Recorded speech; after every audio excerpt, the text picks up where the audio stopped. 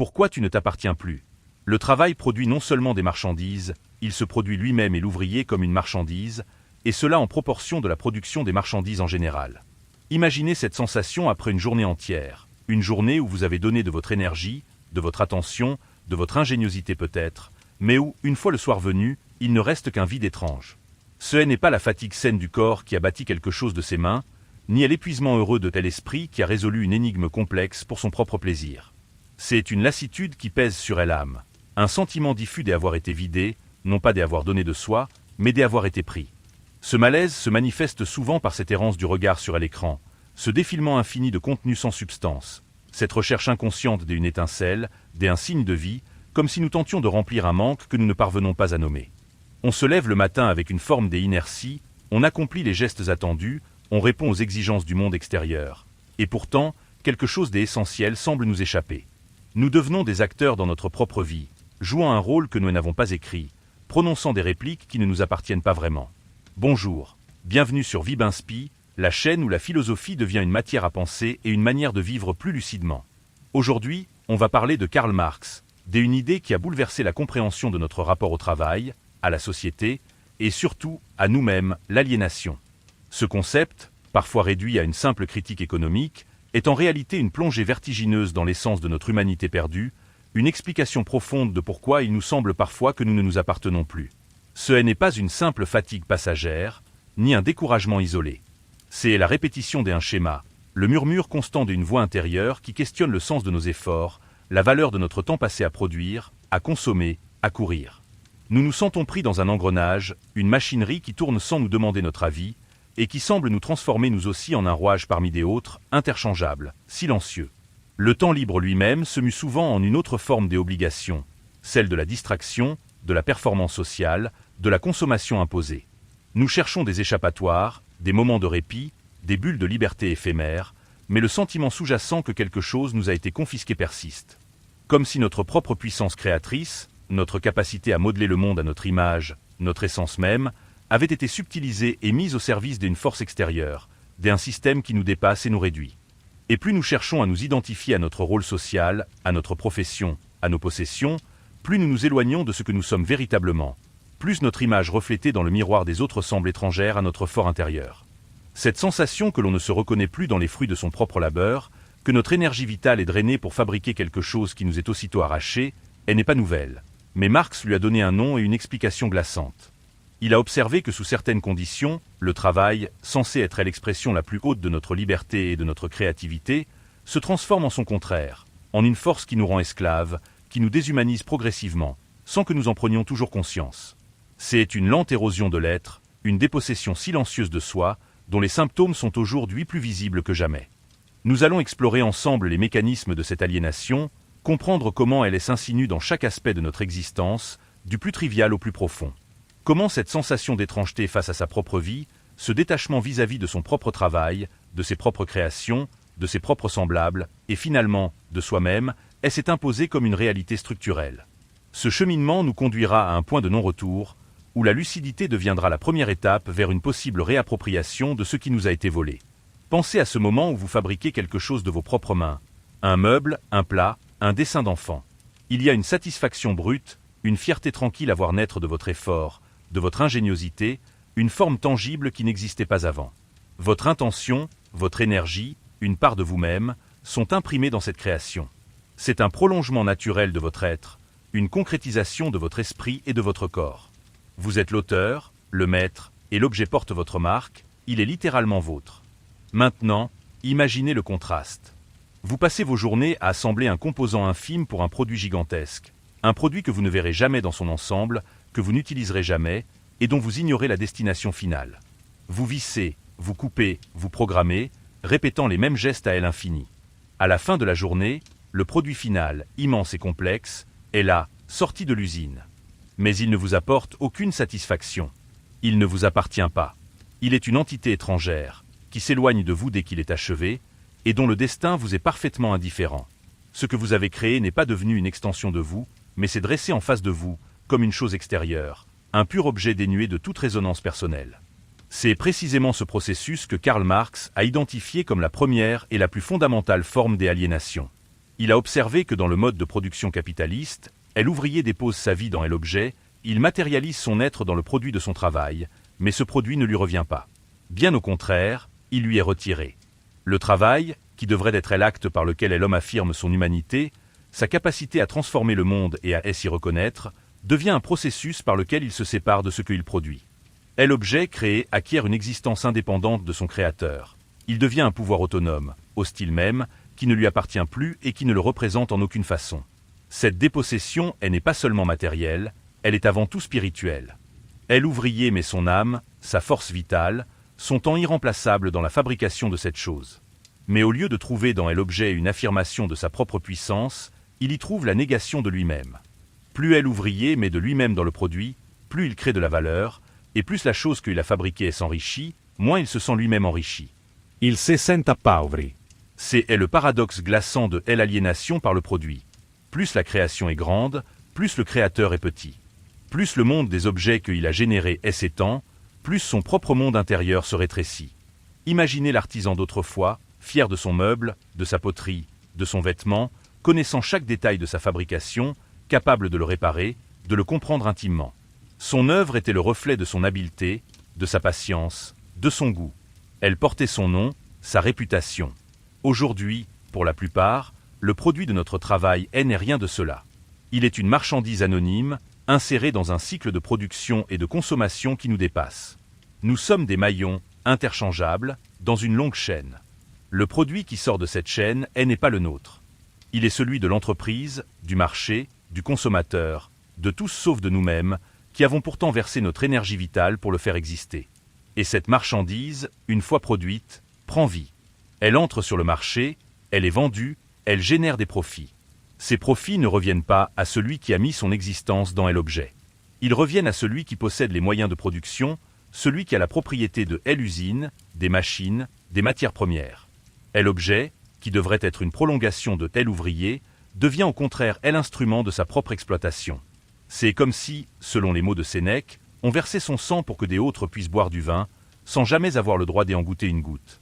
Le fruit de notre labeur, notre propre création, se transforme en capital pour autrui, et par cela même, renforce la puissance de celui qui nous domine. Cette dépossession, elle n'est pas seulement passive, elle est activement hostile.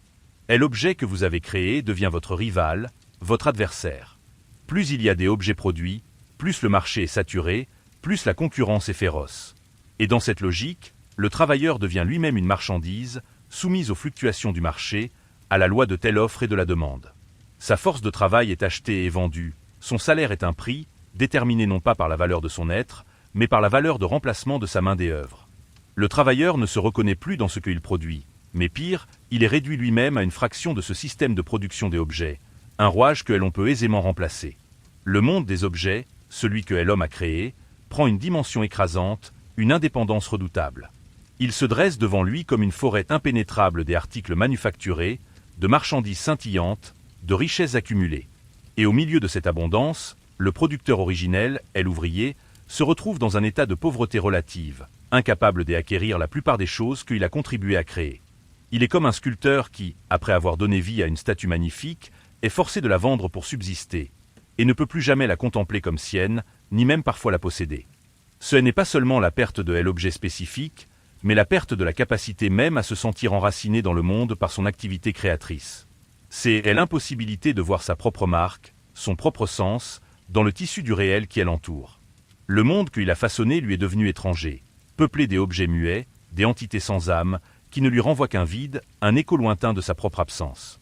Cette première forme d'aliénation, la séparation du producteur et de son produit, est la porte des entrées vers une fragmentation plus profonde de tel être, une fracture qui s'étend bien au-delà de la simple relation à un objet.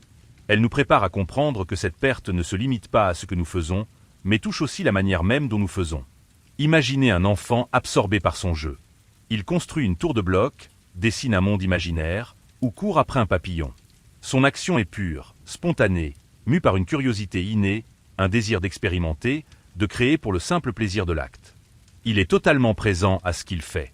Son énergie est dirigée vers un but qu'il s'est fixé lui-même, et le processus est en soi une récompense.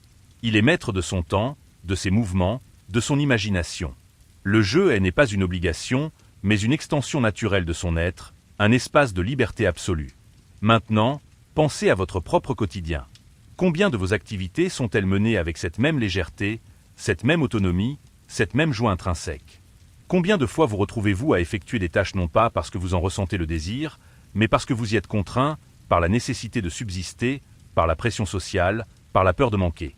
Le travail, pour beaucoup, n'est plus un acte libre et créatif, mais une activité externe, imposée, un moyen pour une fin, et non une fin en soi. Il devient un fardeau, une corvée, quelque chose que l'on subit plutôt que l'on choisit.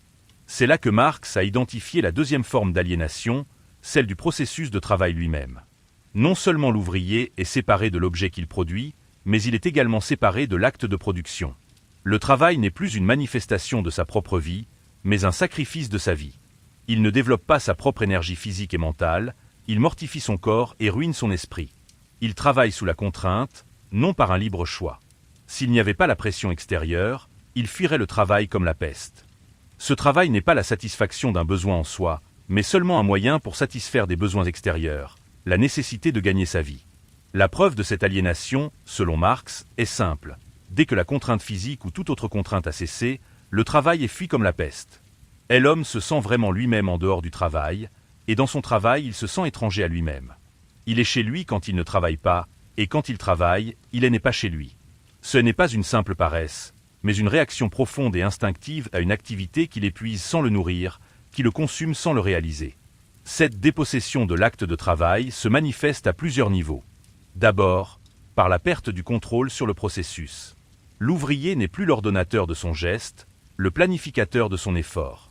Il est inséré dans une division du travail où chaque tâche est parcellisée, répétitive, dénuée de sens global. Il exécute une partie infime d'une production qu'il ne maîtrise pas, dont il n'a pas la vision d'ensemble. Comme le soulignait Adam Smith, cette parcellisation rend l'homme de métier aussi bête et ignorant qu'il est possible à une créature humaine de le devenir. Sa dextérité est accrue, mais au prix de son intelligence et de sa capacité à comprendre le monde. Ensuite, le travail devient une activité déshumanisante par sa répétitivité et sa monotonie. L'homme est réduit à un automate, à une machine qui exécute des mouvements prédéfinis. Sa créativité, son ingéniosité, sa capacité d'adaptation, tout ce qui fait la richesse de l'esprit humain est mis de côté. Seul compte la force physique ou la rapidité d'exécution. L'intelligence est dans la machine, la conception dans le bureau de l'ingénieur, et l'ouvrier ne fait qu'obéir, reproduire des gestes dont il a perdu le sens. Son corps est utilisé comme un outil, et son esprit laissé en jachère ou écrasé par l'ennui. De plus, le temps de travail n'appartient plus à l'ouvrier. Il est acheté par le capitaliste. Le temps passé à l'usine ou au bureau est un temps volé à sa propre vie, à ses propres désirs, à ses propres projets. Il est contraint par des horaires, des rythmes, des objectifs qui ne sont pas les siens. Il donne son temps, le plus précieux de ses biens, en échange d'un salaire qui lui permet à peine de survivre et de se reproduire pour revenir travailler le lendemain. Il vend sa force de vie, minute par minute, jour après jour, pour que d'autres puissent accumuler du capital. Cette aliénation de l'acte de travail est particulièrement insidieuse car elle attaque l'homme dans son essence la plus profonde. L'homme, selon Marx, est un être qui se réalise par son activité, qui transforme la nature et se transforme lui-même par le travail. Quand ce travail est déshumanisé, contraint, dénué de sens, c'est l'humanité même de l'individu qui est niée. Il ne se sent libre que dans ses fonctions animales, manger, boire, procréer, ou tout au plus dans son logement et sa parure. Et dans ses fonctions humaines, il se sent réduit à l'état d'animal. Le travail, qui devrait être le lieu de sa liberté, devient le lieu de son asservissement. Cette inversion est dramatique. Ce qui devrait être le moyen de sa réalisation devient la source de sa souffrance. Ce qui devrait être le signe de sa puissance devient la marque de son impuissance.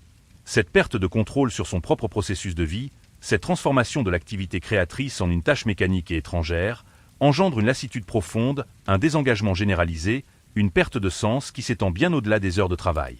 L'individu aliéné dans son activité devient un étranger à lui-même, même dans ses moments de liberté, car l'habitude de la contrainte imprègne son être tout entier.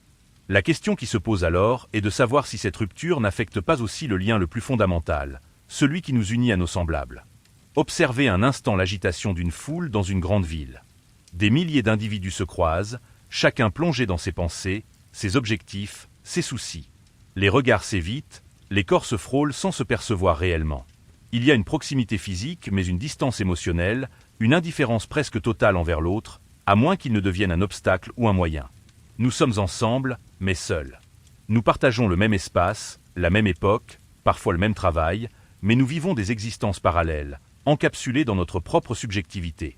Cette sensation de déconnexion, de solitude au milieu de la multitude, n'est pas le fruit du hasard. Elle est la conséquence directe des formes précédentes d'aliénation, et Marx l'a identifiée comme une troisième dimension fondamentale, l'aliénation de l'homme par rapport à ses semblables. Dans le système de production capitaliste, les relations entre les individus ne sont plus des relations humaines directes, mais des relations médiatisées par les choses, par les marchandises, par le travail. Les hommes se rencontrent non pas comme des êtres humains avec leurs besoins et leurs aspirations propres, mais comme des détenteurs de marchandises, comme des acheteurs et des vendeurs de force de travail. Si l'homme est aliéné de son produit et de son activité de production, il devient inévitablement aliéné de l'homme qui produit, c'est-à-dire de ses compagnons de travail. Car le travail collectif, qui devrait être une source de solidarité et de reconnaissance mutuelle, devient dans ce système une source de compétition et de rivalité. Les travailleurs sont mis en concurrence les uns avec les autres pour des salaires, pour des postes, pour la simple survie. Le succès de l'un peut signifier l'échec de l'autre. Le lien humain se transforme en un rapport de force, de dépendance économique. Considérez l'usine moderne, où chacun travaille à sa tâche spécifique, sans comprendre l'ensemble du processus ni interagir véritablement avec ses collègues, si ce n'est par des échanges fonctionnels et superficiels. La coopération n'est pas choisie librement, elle est imposée par la structure de la production. Les autres travailleurs ne sont pas perçus comme des partenaires dans un projet commun, mais comme des concurrents potentiels ou des rouages d'une même machine. L'individu est isolé dans sa fonction, et la collectivité se dissout dans une somme d'individualités fragmentées. Cette aliénation vis-à-vis des autres se manifeste aussi dans le rapport entre le travailleur et le capitaliste. Le capitaliste n'est pas perçu comme un égal, mais comme celui qui détient le pouvoir, qui possède les moyens de subsistance du travailleur. Leur relation n'est pas une relation de réciprocité, mais une relation de domination et de subordination. Le travailleur ne voit pas dans le capitaliste un autre être humain, mais le représentant du capital, la personnification de la puissance qu'il exploite et qui lui retire le fruit de son travail. Cette relation est intrinsèquement hostile, même si elle est masquée par les apparences de l'échange libre et de la contractualisation. Cette séparation n'affecte pas seulement les relations hiérarchiques, mais aussi les relations horizontales. L'homme est aliéné non seulement vis-à-vis de l'homme en général, mais aussi vis-à-vis du rapport humain abstrait. Le travail, qui devrait être un lieu de reconnaissance mutuelle, devient un champ de bataille silencieux où chacun défend ses intérêts propres, souvent au détriment des autres. La solidarité, le sens de la communauté, le sentiment d'appartenir à un tout plus grand que soi sont érodés par la logique individualiste de la concurrence. Le langage lui-même peut devenir un vecteur de cette aliénation sociale. Les échanges se limitent souvent à des informations fonctionnelles, des ordres, des plaintes, des requêtes, mais rarement à des partages profonds, des expressions de l'humanité de chacun. La communication est instrumentale, orientée vers l'efficacité de la production et non vers l'épanouissement des liens. Les collègues sont des collaborateurs, des ressources humaines, non des amis ou des compagnons de route. Cette rupture du lien social est d'autant plus grave que l'homme est, selon Aristote, un animal politique, un être destiné à vivre en communauté. Quand cette communauté est détruite ou pervertie par l'aliénation du travail, l'individu perd une part essentielle de son identité et de son bien-être. Il devient un étranger parmi les siens, un individu isolé dans une masse anonyme. Cette solitude existentielle, ressentie même en présence d'autrui, est une des conséquences les plus déchirantes de l'aliénation. Le travail, au lieu d'unir les hommes dans un projet commun qui les dépasse et les enrichit mutuellement, les divise et les oppose. Au lieu de renforcer les liens sociaux, il les fragilise et les distend. Et cette dissolution du lien humain n'est que le prélude à une forme d'aliénation encore plus profonde, une qui touche l'essence même de ce que signifie être humain, une aliénation de soi à soi-même. Imaginez un miroir. Non pas celui qui reflète votre image extérieure, mais un miroir intérieur, celui qui vous renvoie l'image de ce que vous êtes profondément, de vos aspirations les plus sincères, de votre potentiel inhérent. Parfois, en vous observant agir, en écoutant vos propres paroles, en vous confrontant à vos choix, vous avez ce moment de clarté où vous reconnaissez pleinement qui vous êtes. C'est un alignement parfait entre votre être essentiel et votre existence manifeste. C'est le sentiment d'être authentique, d'être en accord avec soi-même. Mais il y a d'autres moments, plus fréquents peut-être, où ce miroir semble déformé, brisé même. Vous agissez d'une manière qui ne vous ressemble pas, vous prononcez des mots qui ne sont pas les vôtres, vous poursuivez des objectifs qui ne résonnent pas avec votre fort intérieur. Il y a un décalage, une dissonance entre ce que vous ressentez au plus profond de vous et la personne que vous êtes devenue dans le monde. C'est cette impression d'être un étranger à soi-même, de vivre une vie qui n'est pas la sienne, de ne plus s'appartenir. C'est cette ultime et la plus grave forme d'aliénation que Marx a décrite.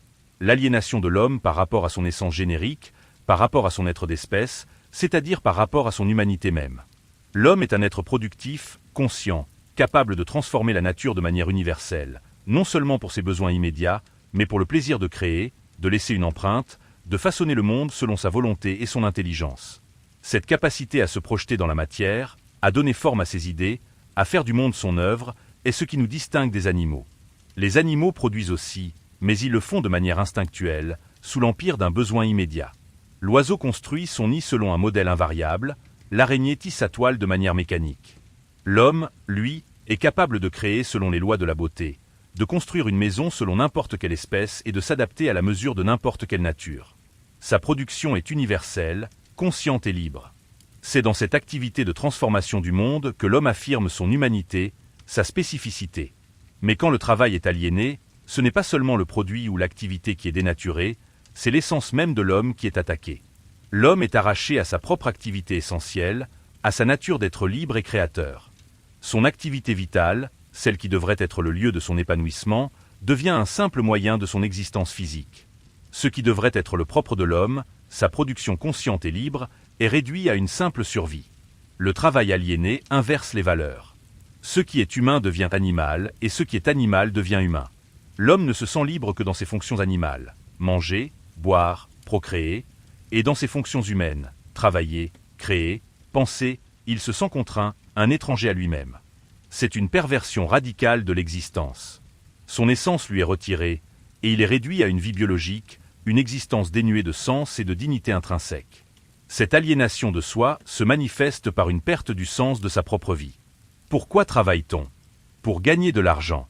Pourquoi gagne-t-on de l'argent? Pour pouvoir continuer à vivre et à travailler. C'est un cercle vicieux, une course sans fin où le but ultime est de maintenir l'existence sans jamais la transcender. L'individu devient un moyen pour la survie du système, une ressource à exploiter, plutôt qu'une fin en soi. Sa dignité est érodée par cette instrumentalisation permanente. La conséquence la plus douloureuse est la perte de l'autonomie et de la spontanéité. L'individu aliéné ne choisit plus, il subit. Ses désirs sont formatés par la consommation, ses pensées par l'idéologie dominante, ses actions par les contraintes économiques. Il perd sa capacité à être un sujet libre, à créer sa propre vie, à donner un sens personnel à son existence. Il devient un objet parmi les objets, un produit du système qui l'alimente sans le vouloir. Comme le décrivait Erich Fromm, il a perdu son moi et est devenu le porteur de son rôle social, c'est-à-dire le porteur d'une idée que les autres ont de lui. Cette aliénation ultime est la source de l'angoisse existentielle profonde, du sentiment de vide, de la dépression silencieuse qui touche tant d'individus dans nos sociétés. C'est la douleur de ne pas être soi, de ne pas pouvoir se réaliser, de ne pas trouver sa place dans un monde que l'on a pourtant contribué à bâtir. C'est la conscience diffuse que quelque chose d'essentiel a été perdu, volé, sans que l'on sache toujours comment le récupérer. Ce n'est pas seulement un problème économique, c'est une crise anthropologique. La question de l'aliénation n'est pas celle du salaire, mais celle de l'âme humaine, de sa capacité à s'épanouir, à trouver un sens à son existence. Et comprendre cette aliénation de soi à soi-même est le pas le plus crucial pour envisager une possible émancipation, pour se réapproprier ce qui a été confisqué, et pour enfin se sentir pleinement humain. Mais cette prise de conscience ne peut être complète sans interroger les racines mêmes de ce système. Imaginez une graine minuscule, à peine visible. Elle contient en elle le plan d'un arbre majestueux, avec ses racines profondes, son tronc puissant, ses branches étendues vers le ciel. Tout est déjà là, en puissance, attendant les bonnes conditions pour se déployer. Le potentiel est infini, la forme finale déterminée par son essence. Mais si cette graine est plantée dans un sol stérile, privé d'eau et de lumière, elle ne pourra jamais devenir ce qu'elle est destinée à être. Son essence sera étouffée, son développement avorté. De même, l'homme possède une essence, une nature profonde, une capacité à créer, à se relier, à se transformer. Mais cette essence n'est pas une abstraction. Elle se manifeste dans des conditions matérielles concrètes. Et c'est en explorant la genèse de ces conditions que Marx a mis en lumière la racine de l'aliénation, la propriété privée des moyens de production. C'est ici que l'analyse philosophique se ancre dans la réalité économique, révélant comment une certaine organisation de la société a perverti notre nature même. La propriété privée n'est pas le simple fait de posséder un objet personnel, une maison, un vêtement. Elle désigne, dans le contexte de Marx, la propriété des outils de production, les terres, les usines, les machines, les capitaux, par une classe minoritaire, au détriment de la majorité qui ne possède que sa force de travail. Cette distinction est cruciale, car celui qui possède les moyens de production contrôle non seulement les objets produits, mais aussi le processus de production et par extension, la vie même de ceux qui y participent. Ce n'est pas le travail qui engendre la propriété privée, mais la propriété privée qui engendre le travail aliéné. Le travail aliéné, ce n'est pas la simple division du travail ou la spécialisation, mais le fait que le travail ne serve plus à l'épanouissement de l'homme, mais à l'accumulation de capital pour le propriétaire des moyens de production. La propriété privée n'est pas la conséquence de l'aliénation, mais sa cause. Elle est le mécanisme fondamental qui crée et perpétue les différentes formes d'aliénation que nous avons explorées. Considérez l'ouvrier qui n'a rien d'autre à vendre que sa force de travail. Il est contraint de la vendre au propriétaire des moyens de production s'il veut survivre. C'est un échange forcé, même s'il prend l'apparence d'un contrat libre. Car dans cette transaction, le travailleur ne vend pas seulement une partie de son temps et de son énergie, il vend une partie de sa vie, de son être. Et ce qu'il vend est utilisé pour enrichir celui qui l'achète, renforçant ainsi sa propre dépendance. La propriété privée crée une asymétrie de pouvoir qui se répercute sur toutes les relations sociales. Cette propriété privée crée une séparation radicale. D'un côté, une minorité qui accumule les richesses produites par le travail des autres, et de l'autre, une majorité dépossédée de tout, sauf de sa capacité à travailler. Cette fracture n'est pas naturelle, elle est historique. Elle est le produit d'un processus où les uns ont été expropriés de leurs terres, de leurs outils, de leur autonomie, pour être contraints de vendre leur travail sur un marché dominé par les possédants. Ainsi, l'aliénation du produit découle de la propriété privée des moyens de production. L'objet créé n'appartient pas au producteur, mais au propriétaire. L'aliénation de l'activité résulte de cette même propriété. Le travail est organisé non pour l'épanouissement de l'ouvrier, mais pour le profit du propriétaire. L'aliénation vis-à-vis des autres est exacerbée par la concurrence engendrée par la propriété privée et par la relation de subordination entre travailleurs et capitalistes. Et l'aliénation de l'homme vis-à-vis de son essence humaine découle de la perversion de son activité vitale en un simple moyen de survie dans un système fondé sur la propriété. La propriété privée, loin d'être un droit naturel ou une forme d'organisation éternelle, est donc, selon Marx, une institution historique qui a pour effet de déshumaniser l'homme. Elle le sépare de ce qui fait son humanité.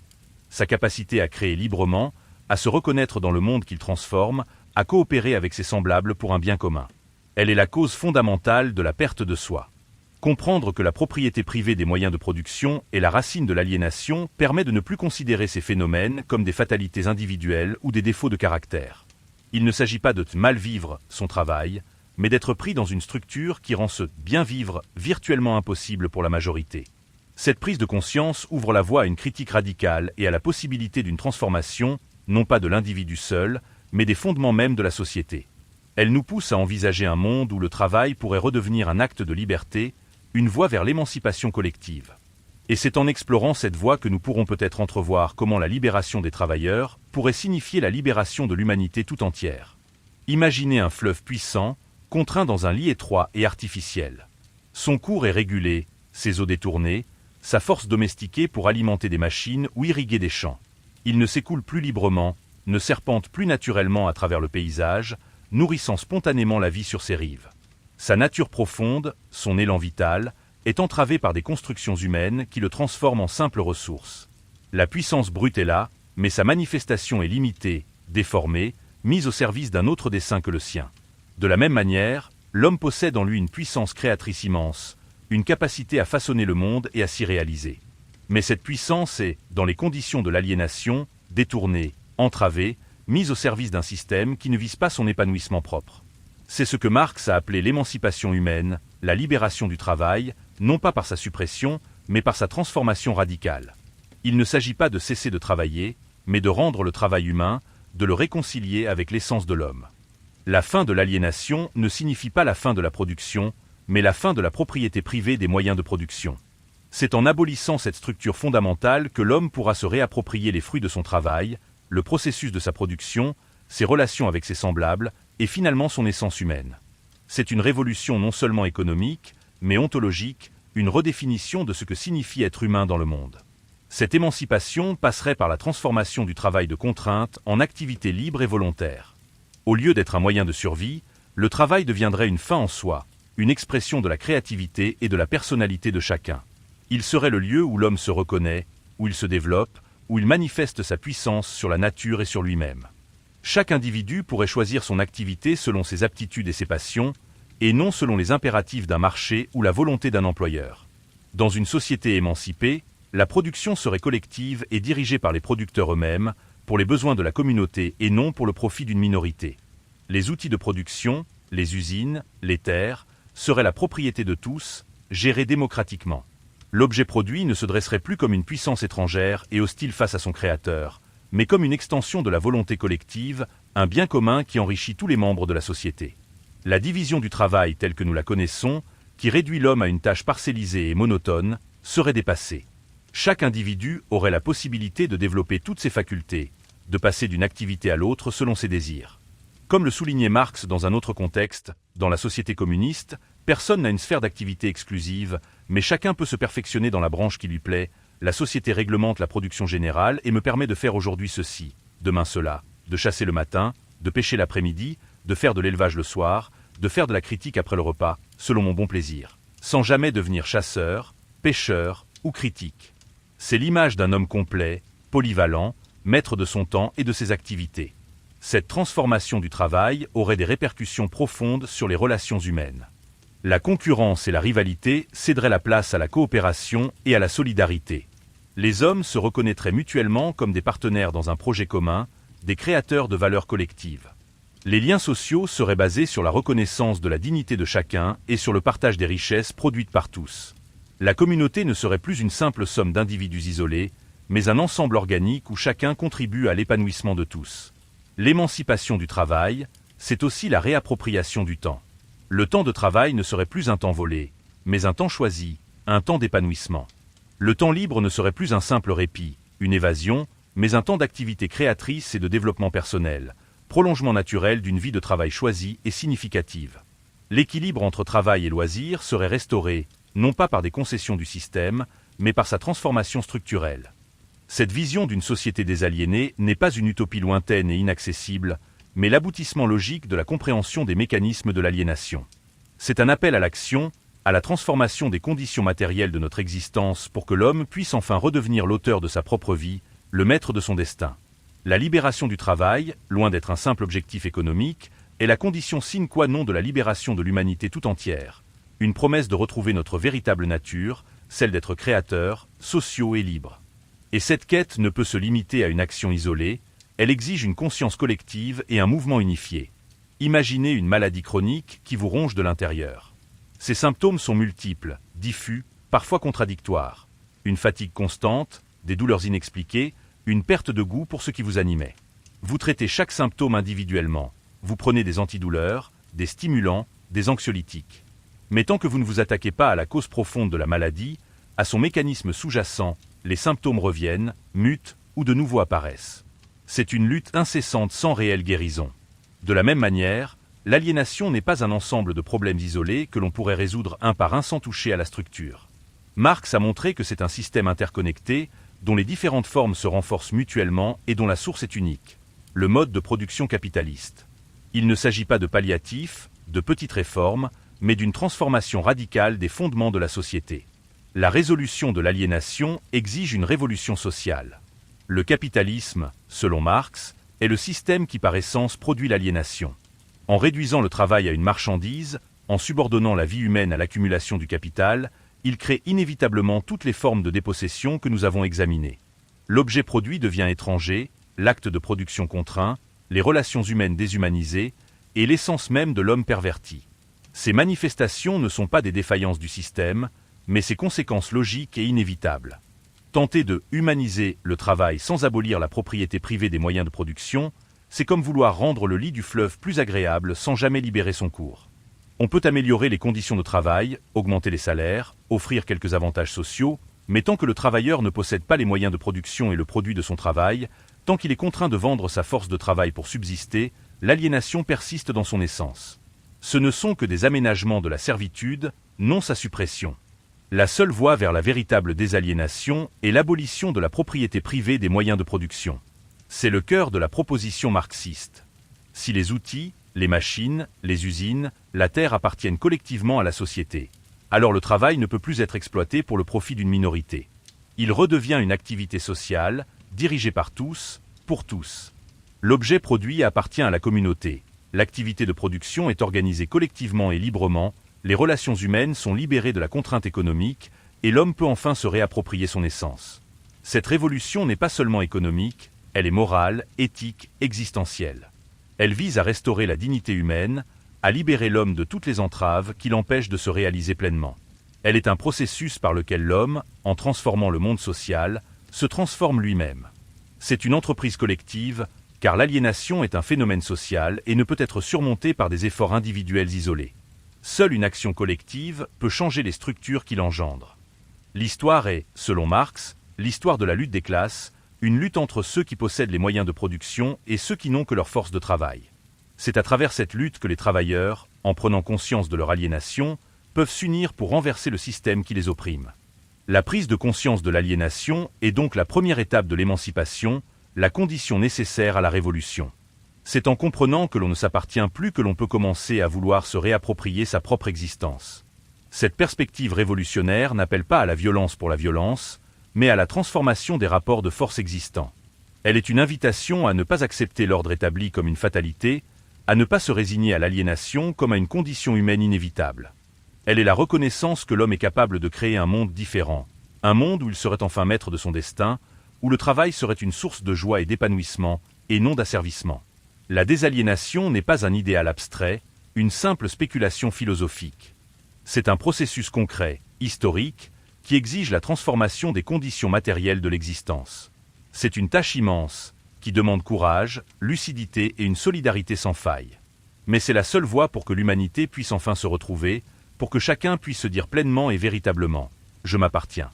Et comprendre l'ampleur de cette tâche, c'est aussi comprendre l'urgence de passer de la théorie à l'action, de la contemplation à la transformation active du monde.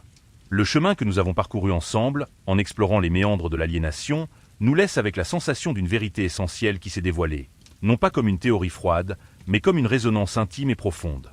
Nous avons vu comment ce qui semblait être une simple insatisfaction au travail, une fatigue passagère, ou un sentiment diffus de ne pas être à sa place, trouve en réalité ses racines dans des mécanismes profonds qui nous dépossèdent de notre propre existence, fragment après fragment, jour après jour. Cette clarté apportée par Marx dessine un tableau où chaque aspect de notre être, de la plus humble de nos créations à la plus complexe de nos relations avec autrui, est affecté par une structure insidieuse qui nous éloigne de nous-mêmes. Le malaise diffus, cette impression de vide après l'effort, ce manque de reconnaissance dans ce que nous accomplissons, tout cela prend désormais un sens nouveau.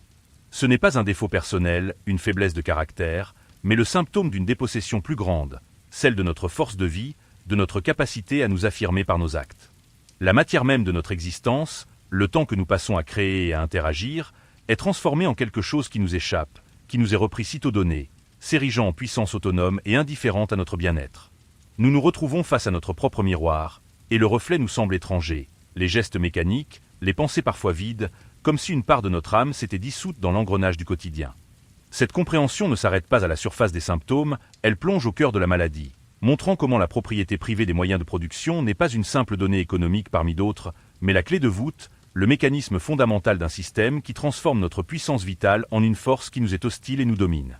Le voile de l'habitude et de l'évidence se lève, révélant la machine à l'œuvre derrière nos vies, nous invitant à regarder au-delà des apparences pour percevoir la réalité crue de notre propre déracinement. Ce n'est plus une question de malchance individuelle, de mauvais choix personnels, mais une condition imposée par une organisation du monde que l'on peut désormais nommer, comprendre et peut-être commencer à transformer. La gravité de cette réalisation est immense. Il ne s'agit pas seulement de la répartition des richesses, mais de la répartition de l'humanité même. L'aliénation nous prive de ce qui fait notre essence la plus profonde. Notre capacité à être des êtres créateurs, conscients, libres, connectés à nos semblables et au monde. Elle érode notre dignité, notre sens de l'autonomie, notre joie de vivre. Elle nous réduit à des fonctions, à des rôles, nous transformant en moyens plutôt qu'en fins. C'est une perte qui touche au sacré de l'être, à ce qui nous rend fondamentalement humains. Le travail, qui devrait être notre plus grand champ d'expression, devient le lieu de notre plus grande perte, une inversion déchirante de notre destinée. Alors, la question fondamentale, celle qui vibre encore en nous avec une acuité nouvelle, est celle de notre droit inaliénable à nous appartenir, à récupérer ce qui nous a été subtilisé. La perte de soi n'est pas une fatalité inéluctable, ni une condition éternelle de l'existence humaine, mais la conséquence d'un système structuré qui peut être interrogé, compris et, in fine, transformé. Se réapproprier son travail, son temps, ses relations, son essence humaine, c'est le défi existentiel le plus grand et le plus urgent qui se dresse devant nous. Comme l'écrivait Karl Marx, les philosophes n'ont fait qu'interpréter le monde de différentes manières. Ce qui importe, c'est de le transformer. Cette prise de conscience n'est pas une fin en soi, mais le premier acte de liberté. Si cette exploration a éclairé votre propre cheminement, si elle a fait résonner en vous une part de cette quête de soi et de cette soif de vérité, alors je vous invite à ne pas laisser cette nouvelle lucidité s'éteindre. Rejoignez la communauté Vibinspi en vous abonnant à la chaîne. Partagez votre appréciation de cette vidéo par un like et laissez vos commentaires pour enrichir ce dialogue continu. Votre engagement personnel est une contribution essentielle à cette action collective de la pensée, à cette quête partagée de sens qui est indispensable à toute émancipation. Partagez vos réflexions, vos interrogations, pour que cette clarté puisse se propager, nous aidant, ensemble, à envisager un monde où l'homme peut enfin se sentir pleinement chez lui en lui-même. Philosopher, c'est agir sur le présent. Commence par t'abonner.